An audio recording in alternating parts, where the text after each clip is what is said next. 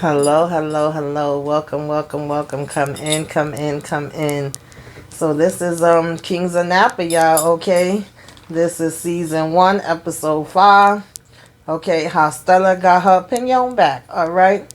And so we start out the episode with August sleeping on the couch, and then somebody dressed in all black. It looks like it's a man from how the shoes and stuff was, but I don't know. And excuse me, y'all. So sorry. And he's searching for something, right? We don't know what it is, but he's all up and around the living room area where she's sleeping. That's in and overhead different times. And I'm like, girl, you don't feel that? Because I know even when my son come in my room, okay, and be trying to snoop or stand over me or something, or sometimes he sneaks in my little refrigerator I got in my room and be wanting to get something out of there because he don't feel like going downstairs. I hear that, or I feel it, and I look up like, what is going on? But she sleeps through it, okay? And then she wakes up later with her phone ringing, and it's a call from Grace saying she needs to get her behind out there, because she's telling Grace, like, I stayed up working late. I was tired, so I slept a little bit, later than I normally do. And when she get out there, she finds out that the grapes have been going bad, all right, and they're blaming it on Christian, saying he had left it out for too long. And of course, August is trying to make it seem like it's not a big deal. She's like, oh, this is nothing that a little bit of UV light won't help, okay?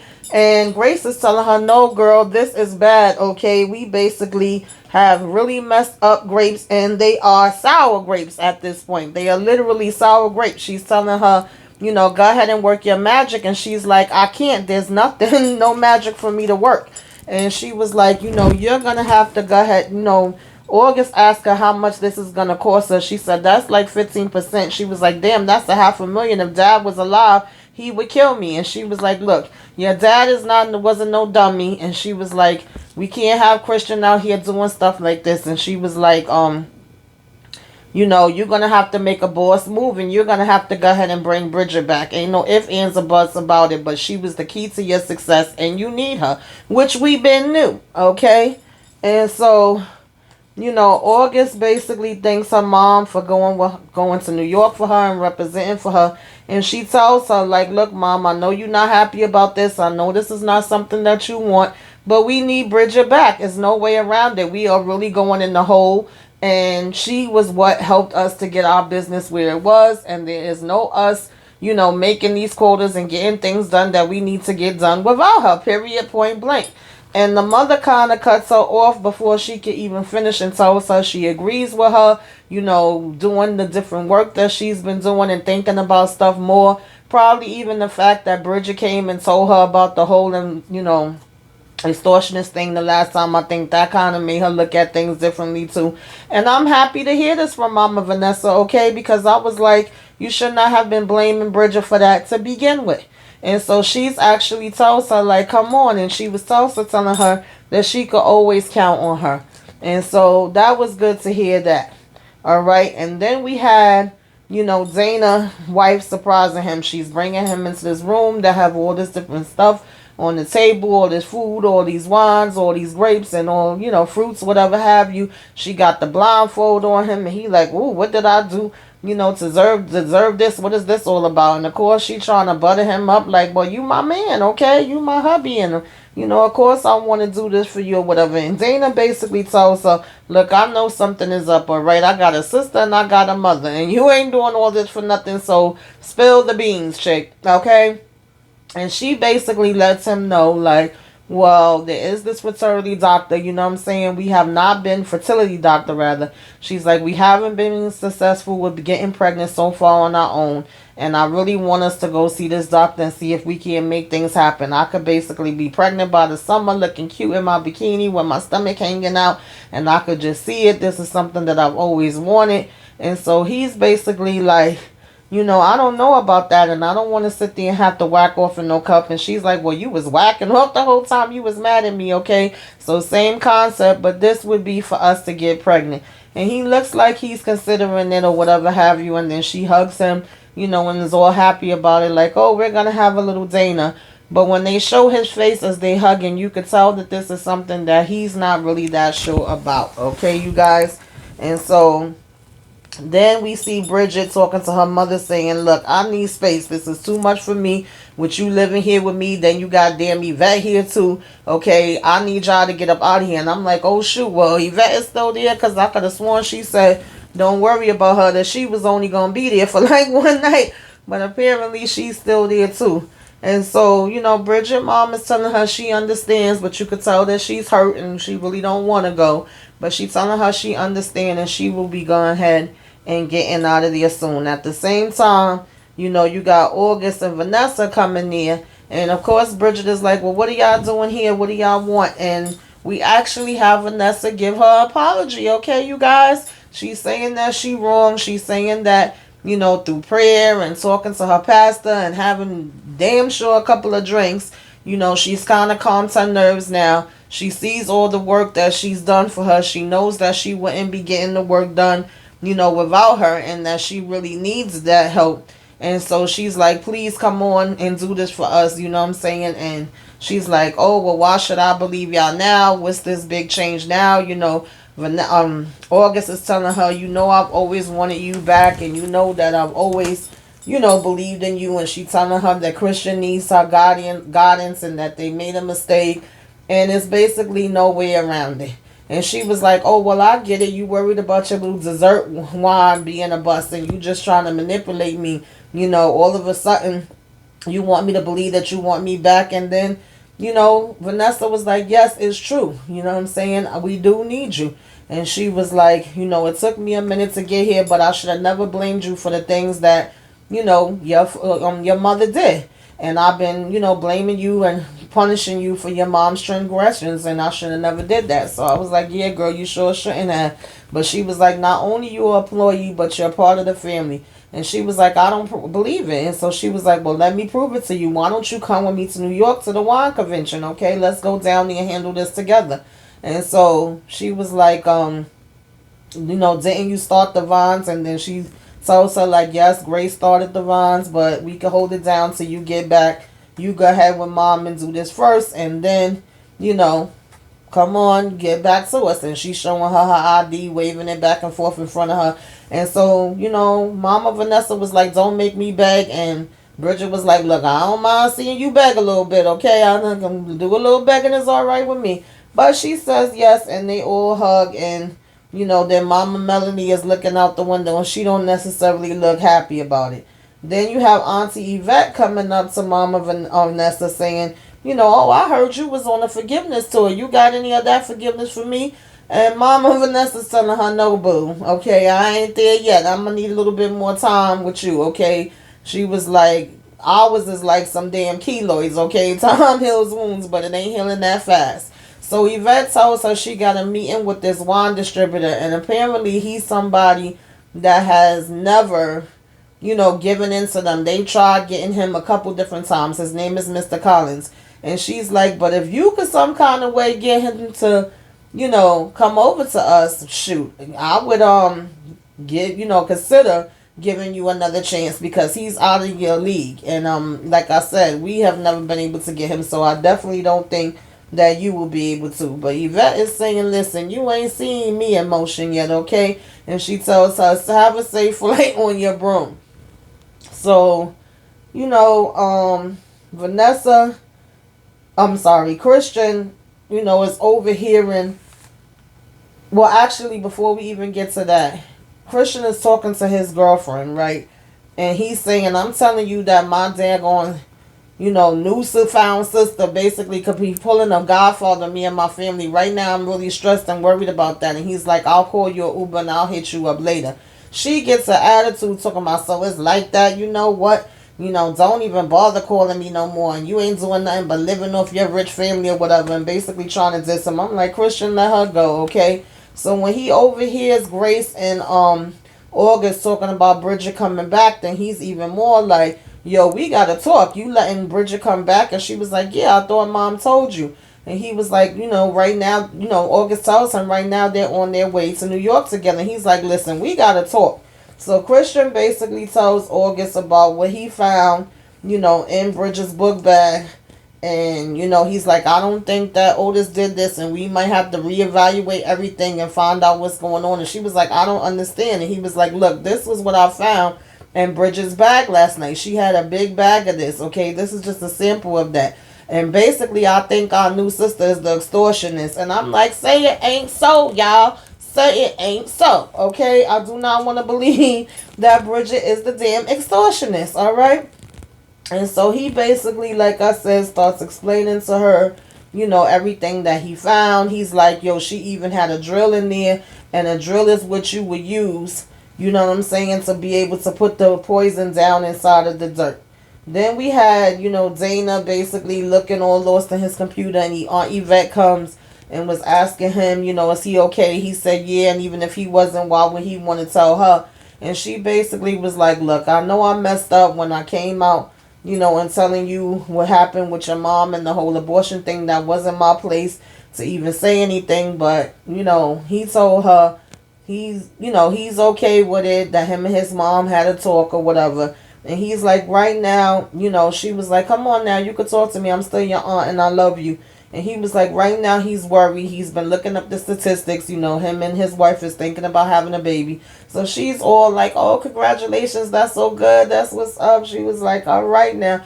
And he's like, well, no, I'm actually worried because there's a 50% chance that my child could have dwarfism. And I figured that's what he was worried about, because we all know that Dana struggles with having dwarfism for himself, let alone him having a child that has it. And she basically tells him that regardless of that, she knows that they would love the baby no matter what, and they would be good parents, and that the child would be okay, and that he would love his child just like she loves him. And then he tells her that he loves her. So that was a little cute moment, between them.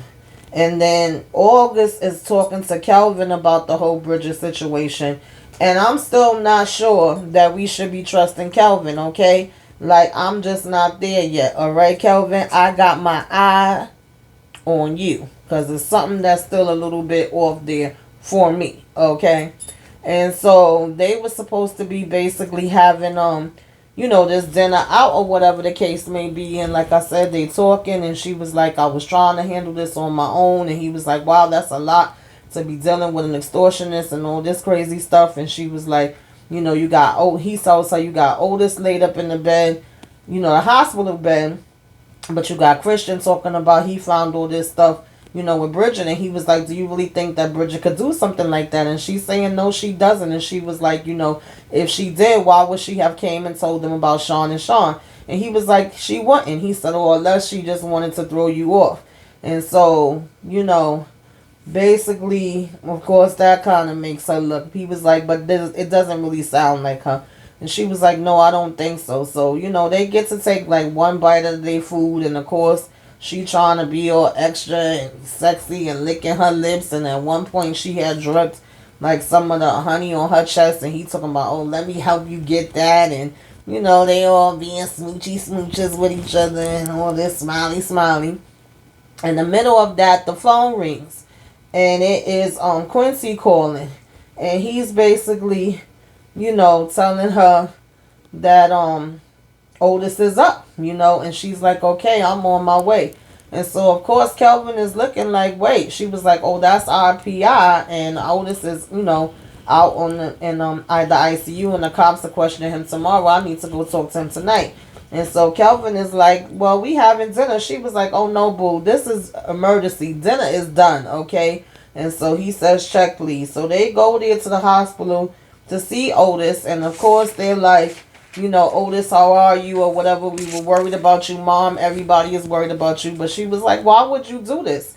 And so he's like, I'm sorry. He was like, I asked your father to help me, but he kept putting it off. So she was like, my father did help you. How dare you? And you turn around and extort him. And then he's like, what are you talking about? She was like, you were shaking my dad down. He was like, no. He said, I was bottling wine. He was like, I was selling it to my hood peeps. He said, Reggie had promised me to start my own label. And he was like, Kelvin said, so you were stealing grapes? And he was like, yes. He was like, I'm sorry, August. She was like, I thought you was extorting him. And then Otis is like, are you crazy? Your dad was like a brother to me. I was proud to be working for the first black man to own a vineyard, and one day I wanted to have my own piece of the pie. And so Kelvin is like, well, then this is all just a misunderstanding. And so he was like, I would never do that to your family. So she was like, well, why the hell would you run over some damn grapes, Otis? She was like, the cops could have killed you. And Otis basically was like, shit, they could have killed me if I didn't run. So I was like, okay, both of them was dropping knowledge as far as that's concerned. And so now she's still lost, and that's making it even more so look like this probably did have something to do with Bridget, because it's looking like Otis had nothing to do with it, which I didn't think it did. It just seemed like that was too easy and too quick for it to be him, okay? And so then we had, Dana at the fertility clinic, and he keep, looking through different magazines, trying to find one that could turn him on to make him want to go ahead and put his stuff in the cup. And he actually finds one that's talking about how to make yourself a billionaire. And that apparently is the one that seems to turn him on, okay? And we also had Quincy telling Bridget and them that they did have, we have Quincy telling August and Dana that August and Christian, that they did, ping, I guess, with the cell phone towers of cell phone close by Bridget's. So far, it's not looking good for Bridget, y'all, okay? And then we also see, have them discussing, like, okay, we're going to go ahead and bug and, put a bug in cameras in her house to see what's going on. And at first, August is against this. She's basically having panic attacks. She's like, yo, she's going to kill me. She's not going to be, happy about this at all. What if we do all of this and then she's innocent and that whole type of thing? They're asking her, she okay? She says, yeah. But then when later they show her and she's walking by herself in like the dining room area, she's thinking back to Bridget doing a painting of her and saying, when is this going to be finished? And she's telling her as long as it takes.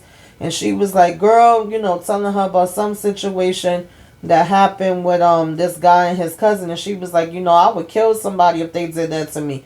And then August is like, no, you wouldn't. And she was like, yes, I would. She said it would be a sneak attack when they least expected. She said, girl, you haven't seen that side of me, and I hope you never have to, okay? So it looks like Bridget don't be playing, and she do got some other stuff with her. And as she thinking about that, August panic attack is just getting worse and worse and worse. Christian just so happens to be walking past, and he's like, okay, breathe in, breathe out, breathe in, breathe out. Remember what the doctor said, calm yourself down. He was like, what's going on? You haven't got one of these attacks in a really long time. So I'm like, yo, y'all are stressing my girl August out, okay? Give my chick a break here. Because she about to have a damn fit. And I know how that feels because I get panic attacks and they are no daggone joke. Alright? And so then we basically had, like I said, them sitting down talking. At this point, Christian dumb behind. At first, August thought that he had already told Dana what happened, because Dana comes walking in and he was like saying, y'all always keeping stuff and think y'all know whatever. So she's like, oh, you told him with your big mouth. And Christian gonna talk about, oh no, I didn't tell him about Bridget being the one that could have possibly been poisoned and everything. So it's like, well, now you did, Christian, now you did. And he's like, what? And so they then tell him that yes, it is possible, but they don't have any proof. And they send Quincy, to put cameras and recording and all of that type of stuff in there, tap whatever he needs to tap so they can get more evidence.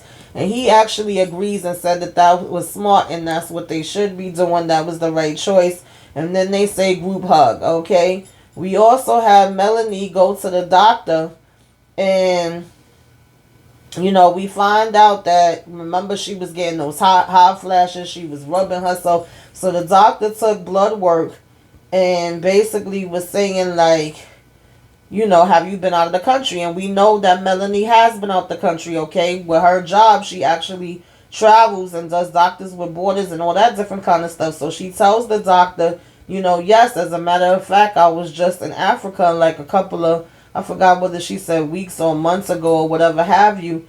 And, she laughs about it. And she was like, oh, I know that look. And so, the doctor was like, well, we don't know nothing for sure yet, and we're not going to jump to any conclusions. But with the, blood work and stuff like that, I've done, we're going to look into all of these things, you know, being as though now we know that you were out of the country, and we're going to try to narrow it down. Because she asked her, do you get chills? Do you get hot flash? And she was like, yeah, on and off, you know, it don't be too much or whatever have you. And then she also had a rash that was very concerning to the doctor. And she was like, in the meantime, you know, try to have some of your family sit with you and help you out with different stuff as well. And she talking about, well, my family be a little busy. And I'm like, girl, you know, we also had Vanessa and Bridget hanging out in New York. They actually look like they've been having a pretty good time. They saying, well, what can we do for tomorrow? And then, you know, she starts to even vent because she had got a call from her mother and she didn't answer it. And Mama Vanessa was like, oh, you ignoring your mother calls or whatever the case may be. And she was like, yeah, I just can't with her right now, okay? And she was like, you know, how the hell did she end up like this? And so Mama Vanessa says, come on, I'm going to take you somewhere. Oh, Scratch, you know what I'm saying, where we was originally going. I think it's something that you need to see. And so then we had Yvette with the contributor. She's pouring wine into, like, you know, 4 different glasses. She's telling him this story about her and her friends going out to hang out in this place and them drinking different wines at that time and them getting this grill. And she was like, you know, it was one of them good grills. You know, I think she said they had drove up to Lake Merritt at the crack of dawn. And, you know, he's looking all fascinated and into Auntie, okay? Auntie had on her little cute outfit and had her little do. And he was like, oh, I love Lake Merritt. And she was like, yeah, we was pumping Snoop Dogg from the boombox. And, you know, we just was like, you couldn't tell us nothing. We danced our butts off. We was all sweaty. And he looking her up and down like, I'd like to see that, you know. And she was like, I made some refreshing sweet tea. And, you know, she was like, a sip of it would cool you down and lift you up from hell. And so they both laughing about it or whatever have you. And, you know, when she sits down, he's like, yo, I really like you. I like your style. And she was telling him, like, a sip of the house, you know, of King's wine will give you that same sensation. And I want you to try dessert wine. And, you know, and so then he stirs it up and he tries it and he's like, and she was like, good, right? You know, and he starts telling her, like, you know, I'm not gonna lie. He was like, you know, you good. And he was like, I looked you up and I find you fascinating. So at first when he was saying that he had Googled her and looked her up, she was like, look, I can explain, you know, that was the basement and it was a Black Friday sale. And he was like, look, no, that's not what I'm talking about.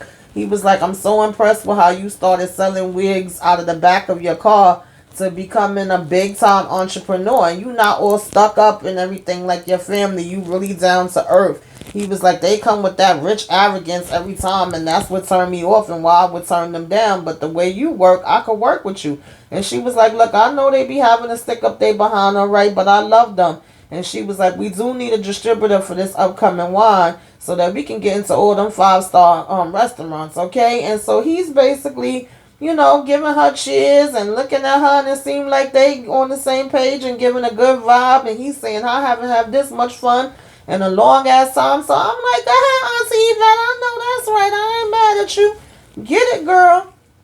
So, you know, you still have August talking on the phone with Kelvin. She got some flowers. To me, she's still giving a little bit too much info to damn Kelvin for my taste, but okay. And he's telling her if she was his client, he would warn her against putting cameras and stuff, but she's not his client because he was like, it's illegal. But he was like, I am going to say just be careful.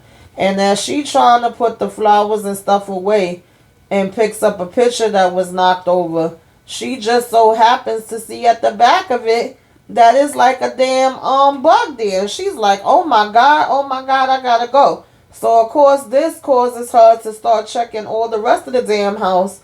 Like, wait a minute, a camera spying on me? And you know, she looking everywhere now. And I think she found like 2 or 3 more besides the original one. She found another one on a light shade, you know, another one somewhere else. And she was like, oh wow, you gotta be freaking kidding me with this.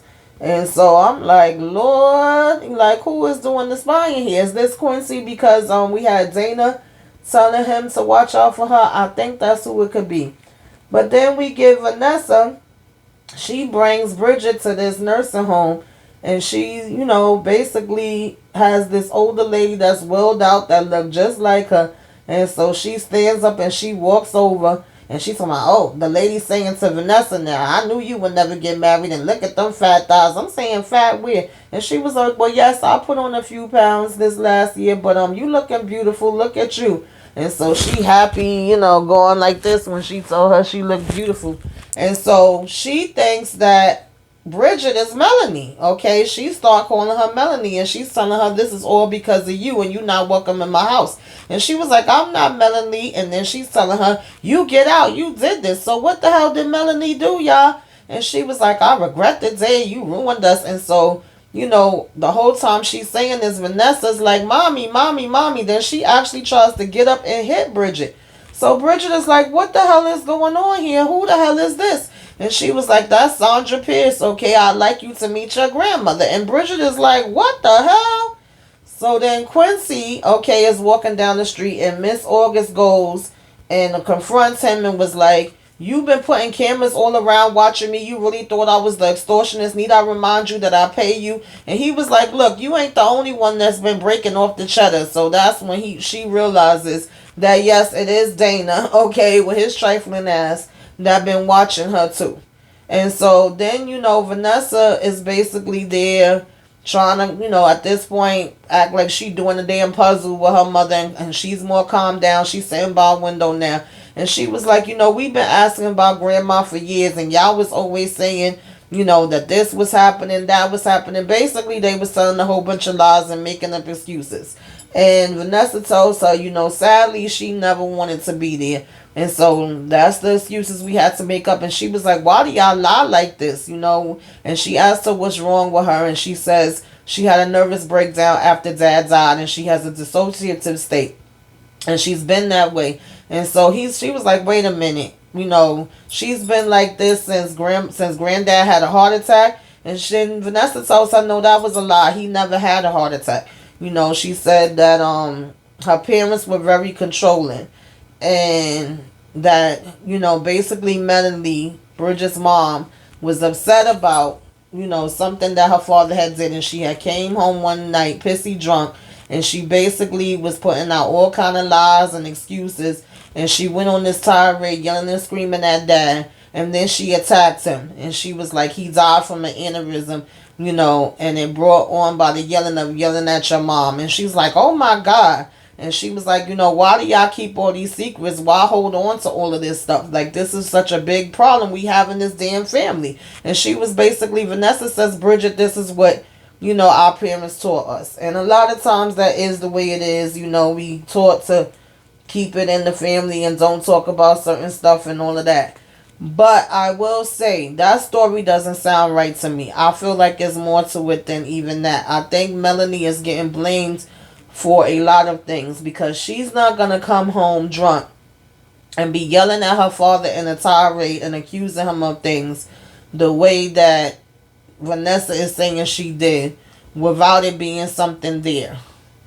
And without it probably being other family members that knew it was more there but wanted to be in denial and not look at it. And I wouldn't be surprised if that's what we start finding out as time goes on. Because right now they have Melanie as her just being crazy. Her being the one that was jealous of Vanessa. I don't care how jealous you are. It's still not going to make you do all this craziness that y'all say. And then her being the one that supposedly tells all the lies. You know what I mean? And now you're going to blame your father yelling at her and her yelling at him on him having an aneurysm.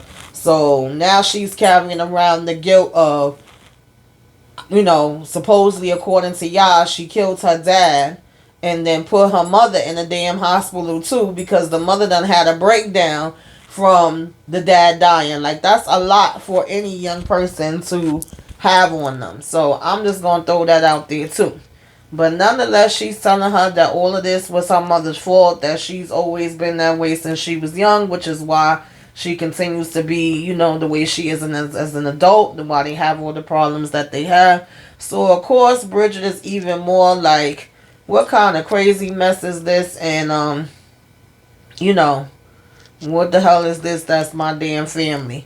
And so she's also telling Bridget, you need to let your mother go. She's sneaky. She's gamey. You know, she was trying to do all this with Dana and the asset thing to get him under my skin. And she was like, you got to make a choice, either her or us.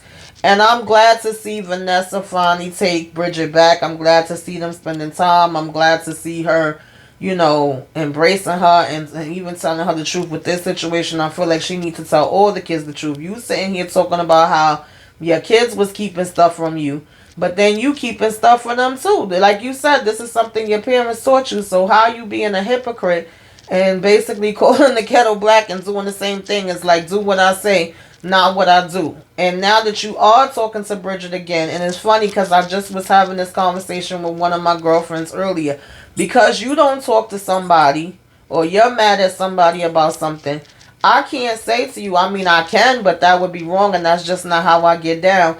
I can't tell you, well, don't talk to that person because I'm not talking to them. No, talk to whoever the hell you want to. You can have friends or other family members or whatever have you that you may deal with that I don't, and vice versa. I could care less. If it's somebody that I don't like to that point, to that degree, then I'm going to just go ahead when I see that they are around and be like, all right, I'm going to leave y'all two alone to have y'all time or whatever. I'll catch you another time. It's as simple as that. How are you going to tell this girl that she can never talk to her mother again and she has to choose between you and her?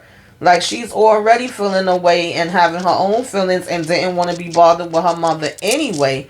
But for you to purposely put it out there like you're giving her an ultimatum to be like, it's us or her. Again, Vanessa, I feel like you're out of line for that. That is just my opinion on that, okay? I don't think that's cool at all.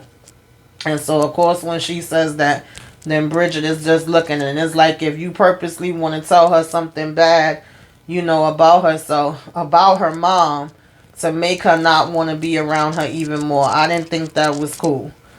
And so anyway, you know, at one point we had Christian looking like he was all down. And Rose had came in and was asking him what's wrong. Was he okay? And he was basically letting her know the problem that he was having with his girlfriend and what should he do. And Rose was like, well, you know, apologize to her or whatever. And he was like, that's what all these damn texts about. And then, you know, August comes in like, what's going on or whatever, and they like nothing. And Yvette is coming walking down the stairs. Okay, the damn distributor done spent the night. I'm like, Yvette, I ain't say do all of that. Okay, girl, I said go ahead and close the deal, but you look like you did more than that. And she telling him he needs to hurry up and get his behind out of there. She like, if my sister-in-law catch me when my robe on, she gonna get me. He's telling me, you know, telling her he had the best time and he enjoyed this wine, and you know, he's gonna go ahead and make this deal with them. They gonna be everywhere and it's gonna be all good. And she like, okay, great, good to hear it. And she basically trying to hurry up and shove him out the damn door. Then she realized she still had his shoes in her hand, and she opened back up the door and flung them out the damn door. So when she turned around, Vanessa was standing there and was like, oh, I see you closed the deal, huh? And she basically like, yeah, I sure did. I mean, I closed some other things too, honey. But I did that with this up here. So I was like, okay, Yvette, I see you. So then as she's walking past and going up the stairs, Vanessa was like, is that my damn robe? And she was like, and you know, kept going, you know. And so August, you know, like I said, comes in on Christian and them, and not too long after, you have Bridget walking in, and they like, how was the trip? And she's like, oh, it was good. And when she hears that Rose is thinking about having a baby, she like, girl, you think you really want to be doing that with this family? And she was telling her, you know, that she has shared a lot with her in New York. And then August was like, well, that sounds cryptic. You want to get into it? She was like, oh, no, not really, I don't. And she was saying she was going to check the lines before she go. Then she asking Rose if she want to go out tonight. Rose is like, yeah, sure, you know. And so they just looking at Bridget, kind of funny. And then she asked Christian, you know, where's the bag at that she left there last night. So this is not really making it look inside of Bridget's favor. And at the same time, she gets a call for some white guy. We don't know who he is. But he's like, oh, I thought you have this plan. And, you know, why would you quit Sean and Sean? And she was like, oh, yeah, I did. But plans change. Trust me, I'm on it. And the way things is going now is even better. So it's definitely making Bridget look shaky. But I feel like is making her look shaky to throw us off, okay? Unless she got other partners that she working with, because that damn show wasn't Bridget that was standing there in the all black. So then we have, Dana basically, when August confronts him, accusing her of wanting to fire him, that he got to see that she was looking for other CFOs. And she's like, yeah, you dummy. I was looking for these CFOs so that I could promote you and make you an equal partner to me, and then have another CFO to replace me. And she was like, since you want to know all about me and Kelvin and why I'm looking into him, is because I can't trust men. My daddy wasn't shit and you sure as hell ain't shit. So going by that, I can't trust no man. And basically made August feel like crap, okay? And so, made Dana feel like crap, rather, I should say. And I was like, Then we have August and, Kelvin trying to go on a date again. This time she brings him back to, this football field that I guess is like from when they was in high school. And he's basically saying this brings back memories. And she was like, yeah, I needed a break. I needed to get the damn extortionist off my mind. Okay, I ain't got time to be thinking about that right now. I need to unwind. And he was like, these is the scene of many crimes. And he was like, yeah, this is where we was like, go, tigers and take them apart. And he was saying the bench is super cold. And she was like, look what I found today. And it basically was some old, I guess, pictures of them that she has some pulled up on her phone. And he was like, yo, this shit was fly. She was like, yeah, all the girls was jealous of me. And they just basically was reminiscing, okay? Reminiscing on their love, okay? And so he was like, I was fine and I was strutting through the halls. And she was like, yeah, the cheerleader uniform used to wear. He was like, them game days was everything. And so here go, August talking about, well, there's actually one more thing and something else I brought. And she pulls out the wine and he was like, okay. And she has some glasses there and pours that in. And then she stands up and takes her coat off and she got the cheerleading outfit on. I'm like, okay, August. And he talking about, oh, it's a little move that you used to do for me. You gonna do that move, my favorite move. Do you still remember it? And she talking about, oh, I think I do. And she doing, whatever the little move was. And then he basically grabs her and picks her up and she sit on top of him. And then they just proceed to get it in on the football field. And I'm like, oh, okay, that's what we doing. We doing it on the field. I see you, boo. Knock yourself out, I guess, right? And so then, like I said, we see, Rose and Bridget had said that they was going to hang out. And so she basically is saying to her, like, I'm finally free of her, because Rose asked where her mother was. And she was like, okay, what's going on, Bridget? Because you done been through a lot. She was like, you could talk to me. What's happening here? And Bridget was telling Rose, like, I'm tired of all the secrets. Do you ever get tired of them? And Rose was like, every day. And she was like, look, I got a biggie. Can I spill it to you or whatever? Because I'm tired of keeping secrets. And can I trust you? Sorry, y'all. 1 minute. And Rose tells her always, honey child, honey child, honey child, honey child, baby. Bridget proceeds to tell Rose that she knew Reginald was her dad for a long time, okay, for years. She did not just find out about it. And then Rose is like, wait, you lie? She was like, you knew about it at the reading of the will, before the reading of the will? I thought you found out at the reading of the will. And then Bridget proceeds to kissing on her, okay? I know we saw some attraction there. And I know Rose go both ways, but I'm like, really, Bridget, now you trying to manipulate. You talking about people manipulating. And Rose was like, I can't. Me and Dana's trying to have a baby. And she was like, oh, like again saying, do you really want to do something like that? You don't need that family and all of that type of thing. She was like, I'm your way out. I'm like, oh, Bridget, okay, I was rooting for you, girl, but you getting cute now, right? And again, Rose is like, I can't. And so she basically, ends up kissing her one more time. But she ends up leaving after that. And we see that Dana done been watching the whole daggone thing on his tablet, y'all. A mess, a mess, a mess, a mess. So what do y'all think is going to happen, right? And I kind of had a feeling, I said in my last review, that the only way I could see Bridget being the extortionist, as if she already been knew about the dad being her dad and was pissed about the fact that he was, and that he was never including her and taking care of her and acknowledging her as his child the whole time like he was everybody else. So y'all tell me what y'all thought about this episode in the comments, please. Okay, what you liked, what you didn't like, what you think we gonna be having next week go down. Ooh, Lord, this was a lot, okay? And make sure you like, share, subscribe. Okay, till next time. Toodaloo.